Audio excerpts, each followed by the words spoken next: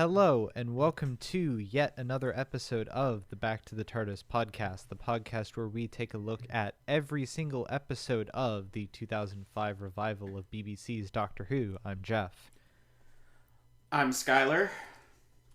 And I am Rose Lalonde. And this week we are discussing the 2010 Christmas special, A Christmas Carol, written by Stephen Moffat. What I'm going to say, I guess, off the bat about this episode is that while Voyage of the Damned is my favorite Christmas special, this one's probably actually the best one. Like, I'd agree. I semi-ironically enjoy Voyage of the Damned just because of how, like, completely batshit it is. While simultaneously being, like, extremely violent. Voyage of the Damned is super fun and nails the pastiche without, like, sacrificing story and character quality, while this one, like, fit the Christmas theme and also was, like, it made me feel things, which Voyage is good, but it didn't really do that. Yeah. Other than yes, and I would say this one also has a very creative narrative structure as well that you don't see in really anything. And obviously it's a play on the Christmas Carol, but the sort of influence of that with time travel, a sci-fi version of the Christmas Carol, is very well. Yeah, definitely. I'd say that, like, this is one of the few like we've talked about in the past how Doctor Who as a show kind of doesn't use time travel interestingly as much as I really feel like it should. And I feel like this episode is actually one of those rare cases where it does actually, like, work. Most where definitely. It feels like a time travel show and not just a show that's set in different locations that uses time travel as a framing for that. Mm-hmm. Yeah, definitely.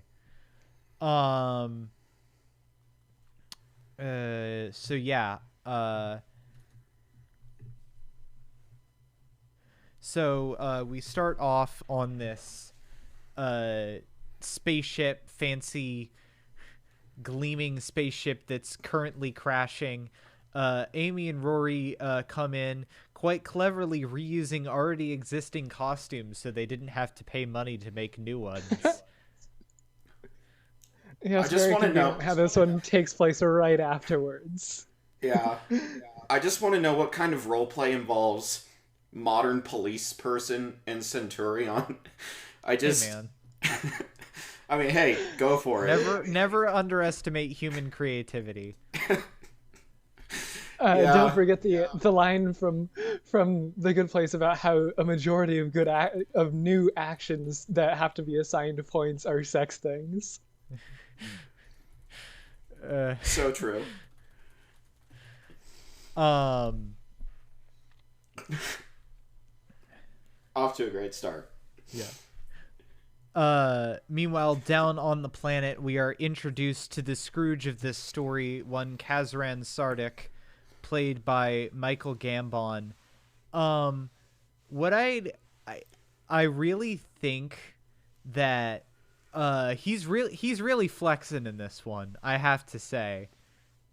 Oh yeah.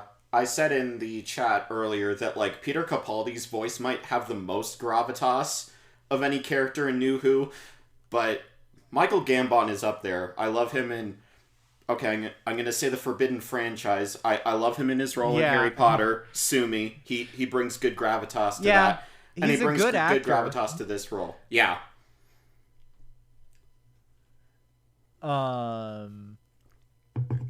Yeah. So... and he's basically, Scrooging it up, being like, yeah, I don't care. I'll let these people, I'll just let these people die. Woohoo, look at me. I'm Mr. Evil Man. Yeah. And then, 11 in perfect 11 form falls down the chimney. Um, there's some really great like zinger dialogue in this one. Like sometimes the Moffat zingers aren't that great, but sometimes they are. And I would definitely include this as one of the cases where it's definitely working out. Oh, yes. I get the impression that it's more finely crafted to, like, this is 11 talking largely to, like, children. Yeah. So, it's like, even though it's ridiculous, I kept comparing it to, the TARDIS, The Witch in the Wardrobe, or whatever the hell that stupid episode is called, where the it's like shit this. One next year. year. Yeah, it's like this, but better in that he's obviously playing up his more, like, child-friendly qualities, but it's not sacrificing the character. I was just like, thank God 11 is good in this episode, because I didn't remember. It's been years since I saw this.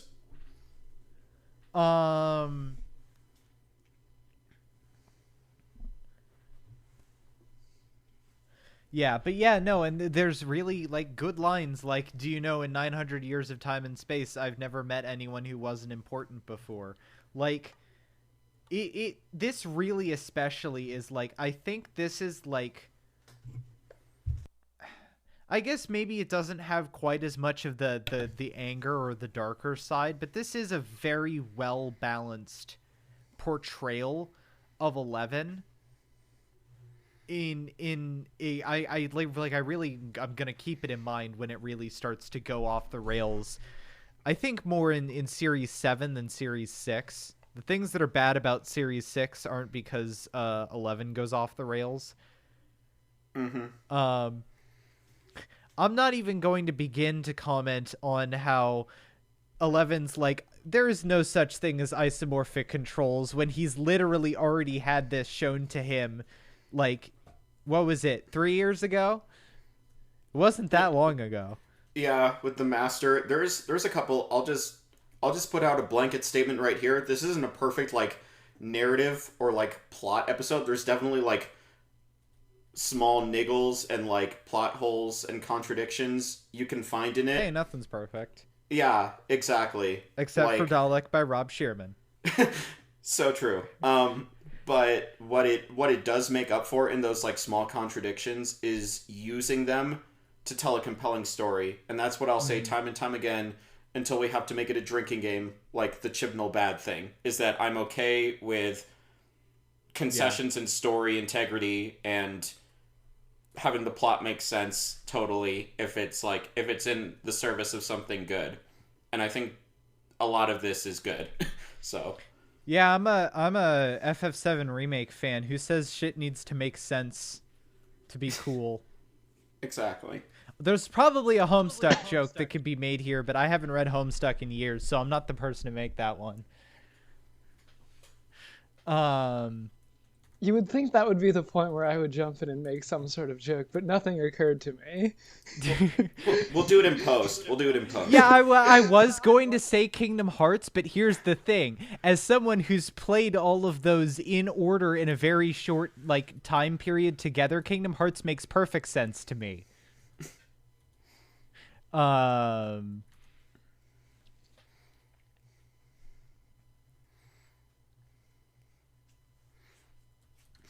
So yeah, there is basically Sardik basically blows him off and blows everyone else off, and as the family that he was being evil to earlier leaves, the kid picks up a piece of coal and throws it at him, and he almost hits the kid, but doesn't, which basically causes 11 to have a realization of like, hold on, there's something more here. Yeah. I will say they do another Sherlock thing here. Like just straight up. I forget about it and I kind of miss it. It feels like more of a 12 thing, but it's a much more 12 thing. It's neat. See, the problem is that I have to permanently associate it with Sherlock now because that kind of flashiness is where it's used. And the problem is that Sherlock is on average much worse than Doctor. Yeah. Oh, that's gonna come up this season. Yeah. Yeah. I will say I think it's easy to say like very reductively that it's like, oh, because I mean it's the whole like it's the whole I forget her name in Boomtown about how it's like, oh, you think you've done one good thing and you do it, you stop being evil for like a minute so you can feel good about like being a shitty person the rest of your life. And I think this story does a good job of like not doing that. It doesn't do a great job of not doing that, but there's stuff later on in the plot to show that um it isn't just you can't just change these certain things and a person turns out fine. In the end, they have to like have a reality check and be like, wait a minute, I was a fucking terrible person. I would honestly say that it actually balances it out pretty well. What that is it's an inciting incident that is able to kick Eleven's brain on enough to realize like, oh, there's a story to this person. Because when you think about it, nothing 11 does actually changes Kazran's attitude until he literally forces him to confront his younger self. Yeah, and it kind of does, because for the first thing that Kazran says is like, I learned that lesson that nobody comes, and it turned him into a bitter asshole, as well as other things, I'm sure. But then the doctor interfered with his life, and then the lesson became that it's like, I forget exactly what he says, but it's just like, you always run out of time or something like that. Yeah. Well, either way, the point is that the overall end is still the same no matter the means, and it took something more than just interfering with his life. If anything, really, like, maybe that opened him up, but really that at what happens at the end where he has to look his younger self in the face and his younger self sees him as his father, that's really what does it. Yeah. I kind of view it as an inverse of what 11 says about we can add to the pile of good things and the bad things, but in the end, it's like what happens still happens. And that's what happens in this episode, which I think is cool. But we'll get more into that later. Yeah, definitely. Yes, and I think I would honestly read the doctor's initial comment about him being fundamentally different. I feel like you could read that multiple ways. You could read it as a genuine comment or as him just trying to get him to do what he wants, or the doctor trying to get him to do what he wants. And I think that it does change the reading of the episode a little, because if he did genuinely mean it, then I feel like this episode is a lot more interesting, because in a way it's a learning moment for the doctor. Because, the doctor usually doesn't interfere with time, like a single person's timelines to yield a particular effect. And so in this way, this episode could be taken as like a learning curve for him, where he has this view of like, if you just change these particular things, then you can change the nature of a person, and he sort of has to confront the reality that doesn't work out. And so it's basically a story of the doctor trying something new and sort of it not working. Yeah. And I think that gives the inclination that it's like, because Kazdan? It's Kazran. At one point he says it's like, oh, the doctor changed my life to suit his own whims. And while that is like kind of the end goal, I also think that a huge point is that like, he could have found other ways to do this. He's not the master. He wouldn't have done anything evil, but he could have found a workaround. But I think whatever he saw in Kazran is like, okay, I can make this person's life better. Like, he actually cares, even though that isn't a luxury he really should have. It just goes, it's an interesting aspect of the character. Yeah, definitely. So yeah, 11 basically gets the idea of literally enacting a Christmas Carol on Kazran. Yeah, it's like it's one of those things where it's kind of Moffat smugness, but it works, so I'll take it. It also helps that this is a Christmas episode and you can kind of get away with more on the nose stuff than regular. Yeah, definitely.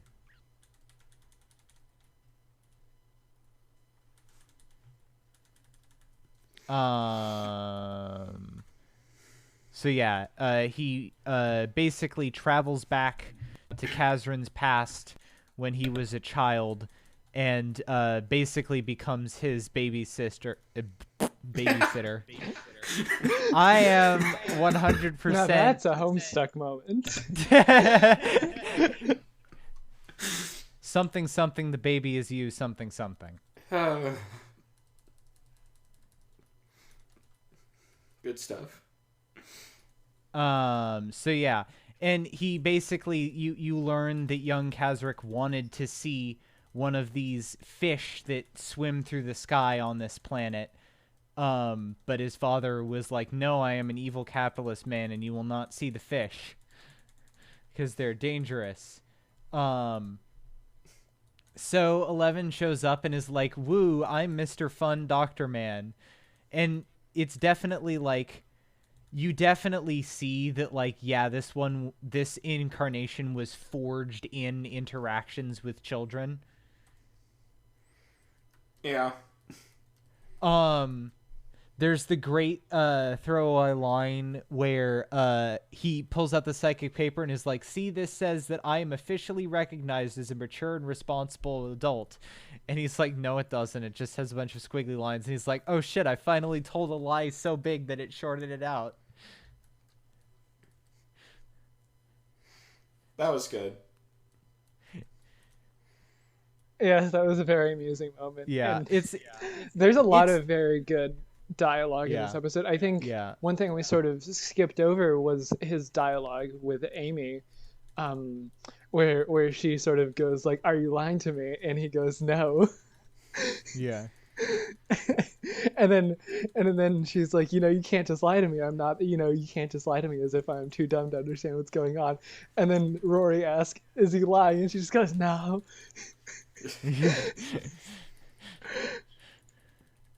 Yeah. I have to say, like, it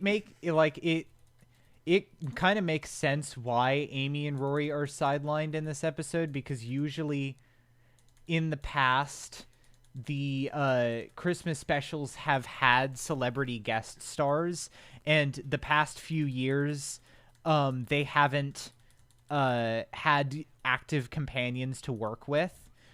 So it's kind of weird when you realize that despite them being the main companions, that they're basically sidelined for the entire episode. But it makes sense overall, because it's like, yeah, they had to fit in Michael Gambon and crew somehow, you know? Mm-hmm.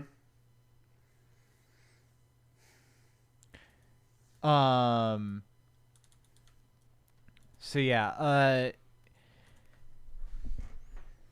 so that he basically rigs up this, like, sensor using the sonic screwdriver hanging from a string.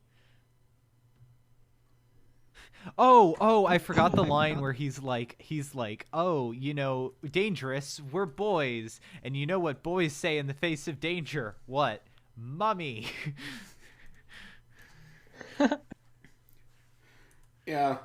It's a bit weird. There's a few moments where it's just like, there's maybe a little bit too much of like, "Oh, what do boys do with women?" And it kind of feels weird in comparison to like how 12 was like, gender doesn't fucking matter. But it's like, it's still pretty funny. We'll get to it later, but the whole way that 11 like talks to like more adult Kazran about kissing, and he's just like, "Okay, be all nervous and stuff. Why?" It's like, "Because they're going to be that way anyway. Might as well make it part of the plan." Like, stuff like that. Stuff like that was gold. Again, lots of little neat moments. Yeah. I like how, like, so the little fish that they investigate eventually gets they turn, like, they go back into the closet, and it ends up being replaced by a big ass shark. and 11 like simultaneously being really glib about the situation and panicking. Like how he's like, oh yeah, it's eaten my screwdriver, and like the way it is jammed through the door, I don't think it can close its mouth. And he's like, just agree with me because I've only got 2 goes and then it's your turn. The kid's like, what? And he's like, I've only got 2 arms. That was good. And during this whole moment, it's like we're cutting back between them and future Kazran, and again, the way they do time and how he's like continuing to like unlock the new memories. Yeah. And like he's seeing the danger before the doctor does. It's like there's some neat tension and stuff there. It's like it's one of the few times the show really handles time travel in that matter. Because normally it kind of goes a different route with it, or at least you don't really see it from that perspective. Yeah, and what I found interesting, and I forgot this, is that Kazran knows his life has been rewritten. Like, he says at one point, it's like, I can remember my old life, but now this is who I am. It's like, it's pretty different than like, oh, now everything's different and nobody has any idea. Yeah. I would definitely be really interested if you could, like, find a different way, like, not a different way, but, like, if they could do a little bit more with that idea of time travel, because it's really never brought up again, mainly because, I mean, I guess they do, I think, actually, you know what, I do think they bring it up a little in The Girl Who Lived next season. But yeah.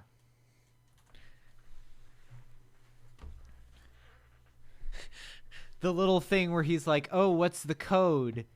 And like the future Kazran knows it. And then you find that the previous, that 11 literally pops back in time to check what the code is and then gets back in and goes back. It's like the little things of like, oh yeah, right, I got a time machine. I just got to sort this real quick. Yeah, with like it's very the glibness of just sense. Going into another room. Mm-hmm.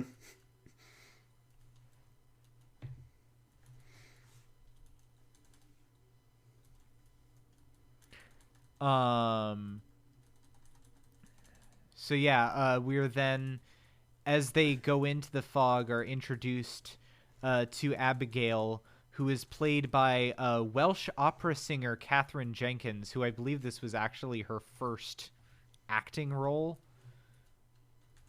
Definitely a little bit, yeah, it's a little bit of stunt casting, but that being said, like, she's not like bad, so like it worked out in the end. I would say, like, you could always dub over singers. Yeah. But like for this to really like sound good, and she's a beautiful singer. Those moments where she's singing at like the shark and at the very end of the episode are just like those hit me. Yeah, definitely. Even though it's very obviously like dubbed in later because like the live recording quality would not be that good. It is still her singing, and it's very good. So yeah. I'm just imagining this episode with Kylie Minogue. It's like she could also sing. Tossing Kazran into a pit by pushing him off a balcony in a forklift. God, I fucking love Voyage of the Damned. I really do enjoy this episode though. I think Kazran just really makes this episode for a lot of reasons. Definitely. I sort of joked about it in the group chat, but just the stubbornness, and especially near the end where the doctor goes like, why are you doing this? You could literally just like press some buttons and save them. And he just goes, I don't care. He was just this grumpy old man who does not care. And yes, gosh, there's just something very compelling. There's just something so specific about that really sells it as a character, because the Doctor tries to like go through his whole tragic backstory and like fix his life so he's like better, and it's like, no, he just doesn't care. It's not like some distant like familial issues. He just literally doesn't care. He's just a pissy bitch. And this episode would not work if all 3 actors they used for Kazran were not pulling their weight. Like, the kid is good and has good rapport with Eleven. The adult Kazran is good with Eleven and good with Abigail in, like, a romantic way, even though that connection arguably forms way too fast, but shut up, it's cute. They only have 60 minutes. Yes. Exactly.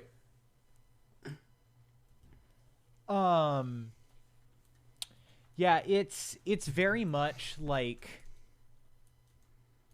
and like how you kind of see this play out in a very quick period of like, hey, we're coming every Christmas and hanging out, but you can kind of see this counter tick down in the background, and you can tell it's just kind of like, Yeah. That was the whole thing. Like, I like the social commentary about, like, basically the indentured servitude, but instead of you being the insurance, it's like a family member. But then I was like, wait a second, she's terminally ill. You're gonna take, like, why would... Again, it's one of those, like, small, minor things, but because of what they do with it, I'm just like, fuck it. I think it makes sense because it's like, hey, we might be able to find a cure for her someday, but if you don't do your work, we'll take her out of the thing and she'll definitely die. Okay, yeah. Yeah, that's true. I didn't think about it that way, but yeah.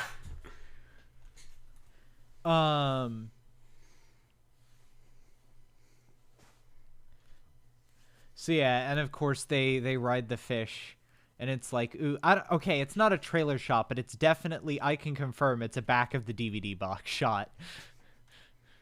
The CGI in this episode is pretty damn good. Yeah, like, definitely. For how ridiculous the concept is, I'm just like, that's this pretty. This is definitely where they, like, made the most of the fact that they had much increased budget now that they were, like, one of the most popular shows in the country.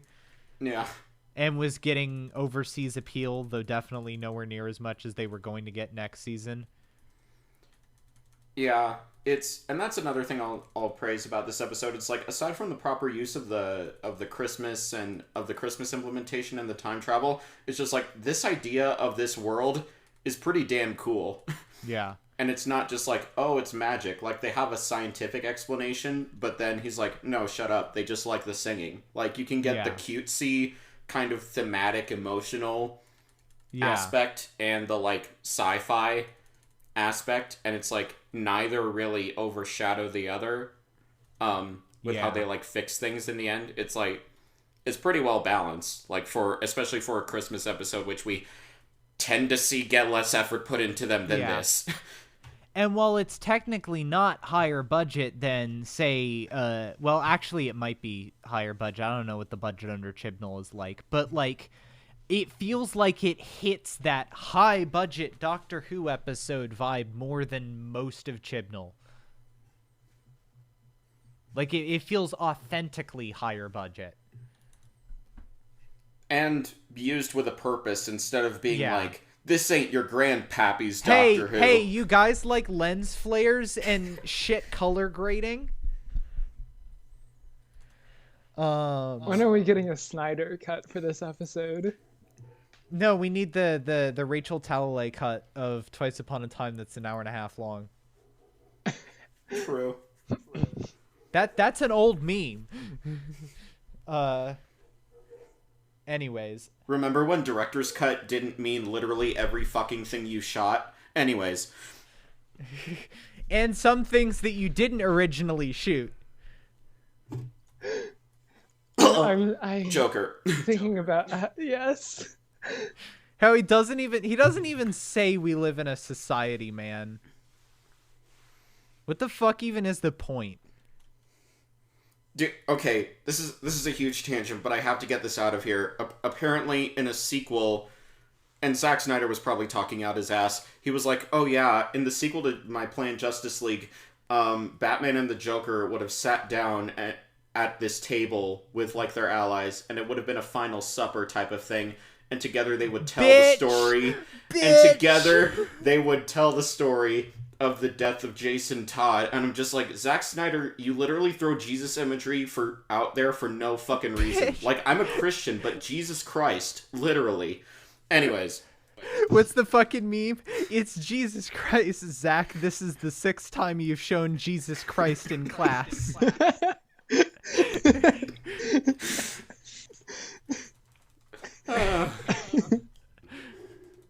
Remember when he completely failed to grasp the point of Watchmen?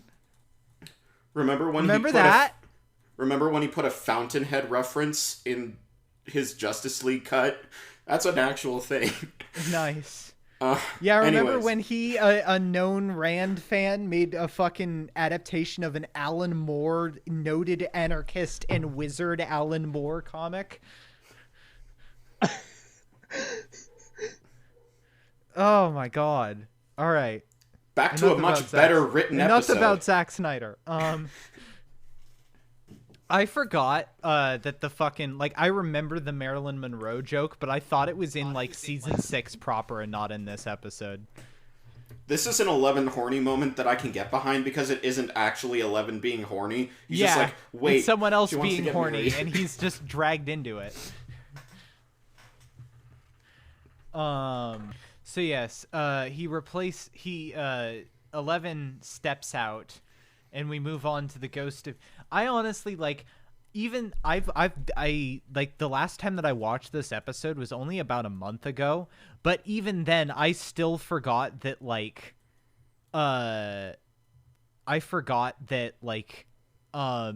this entire, like, ghost of Christmas, like, present scene happens, because it's kind of pointless, because he's just like, yeah, whatever, fuck you. Yeah, it's a weird, it's probably the weakest moment of the entire episode. It's because it's the Christmas Carol, so they gotta. Yeah, I will say, you could argue it's useful in demonstrating that, like, even if you change certain things, like, his path is still the same. It's just, like, the manner in which he's an asshole has kind of changed. Like, his motivations behind it.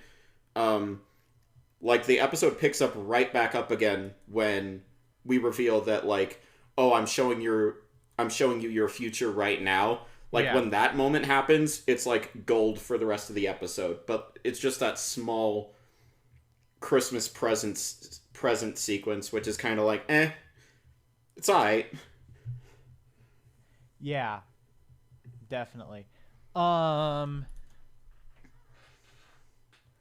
So, what happens is, Kazran goes down to the cryo vault and has this final face-to-face showdown, I guess, with the Doctor, who basically says, you know, ghost of Christmas future.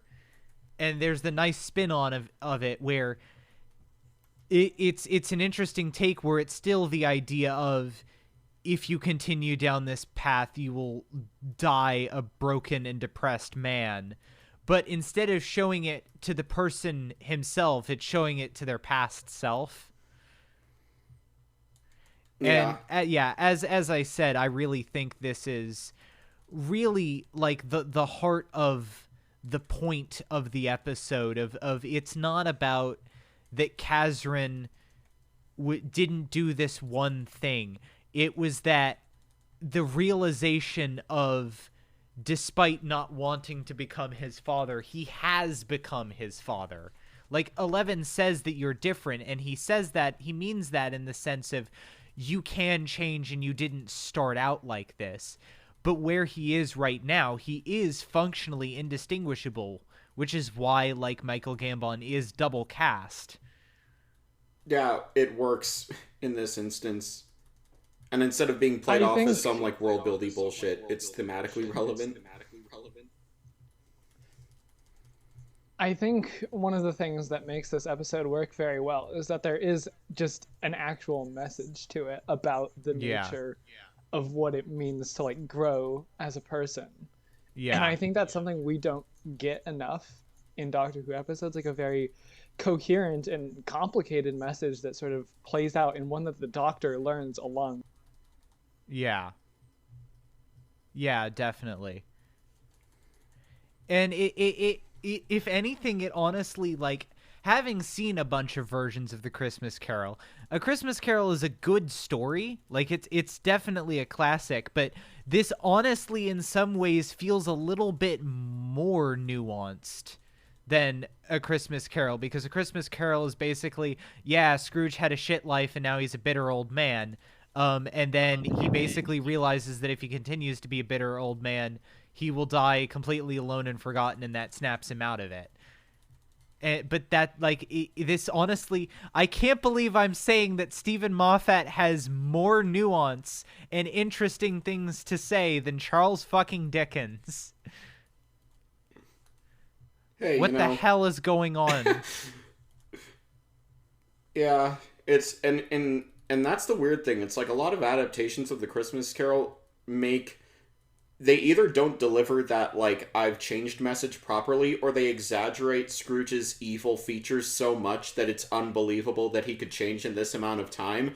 Yeah. But it's like, because of the time travel nature of this story, the truncated nature of it all makes sense, and they do creative stuff with Christmas past and Christmas future.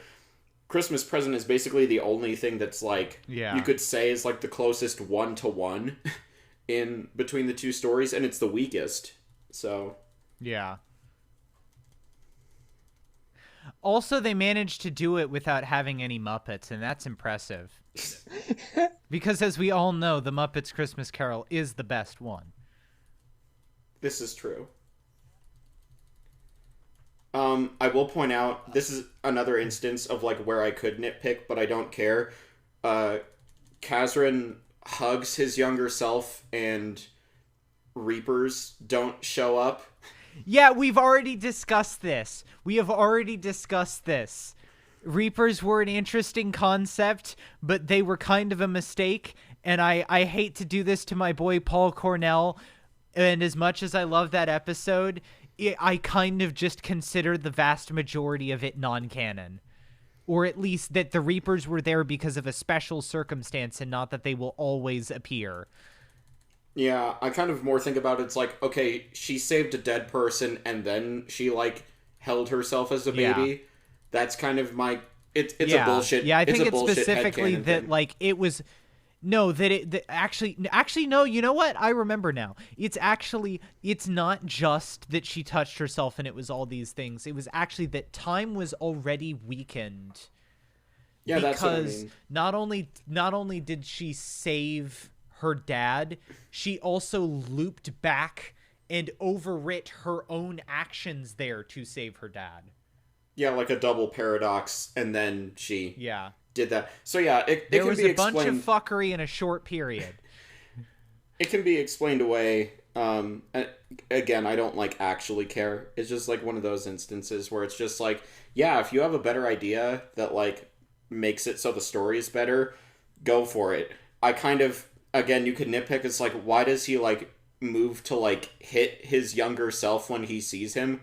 But again, it thematically serves the purpose of just like, holy shit, like I'm literally hurting myself with how much I've become like my father. Yeah, definitely.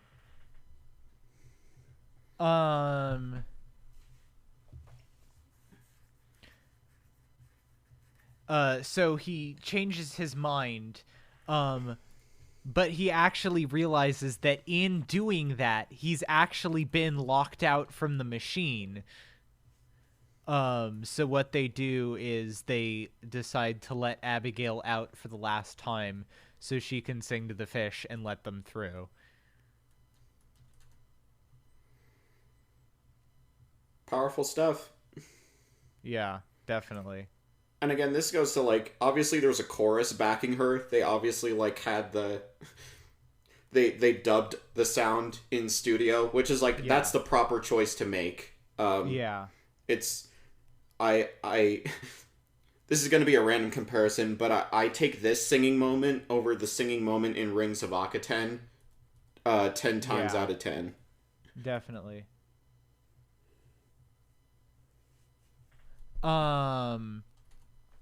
So yeah.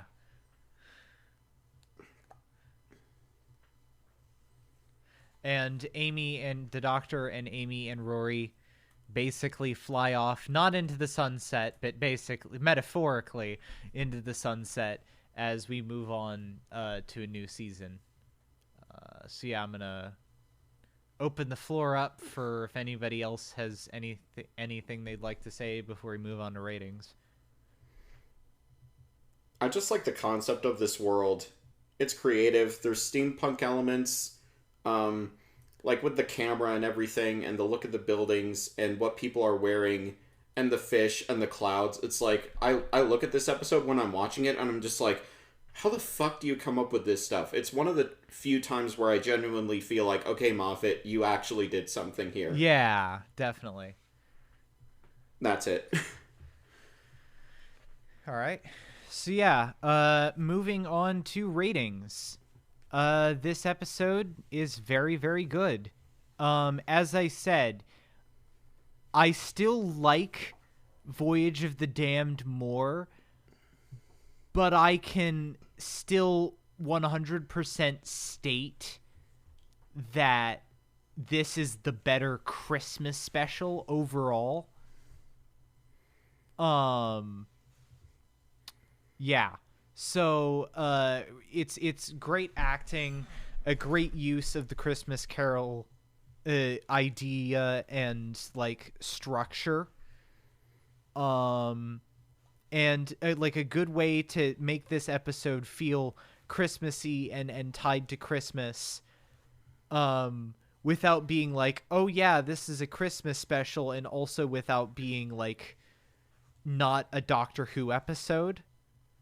It's definitely like, I think this is the one that runs with it the most, and I can kind of understand why you wouldn't do it again after this, because I kind of feel like in a sense it is all downhill from here in terms of actually trying to be a Christmas special. But yeah, it's a very, very solid A, and one of Moffat's best work, I think.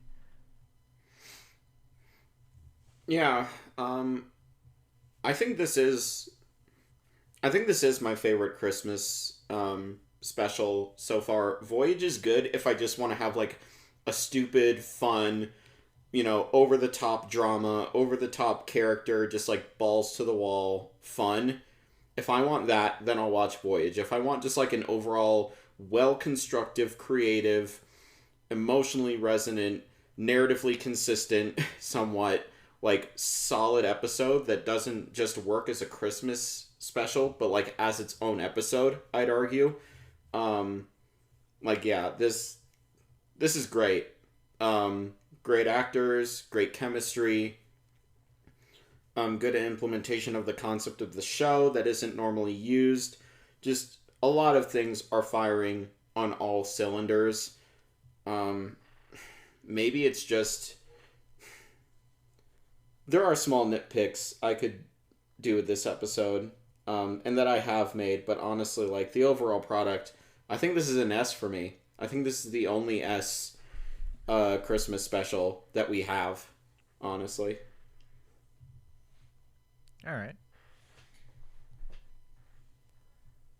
All right. And for us,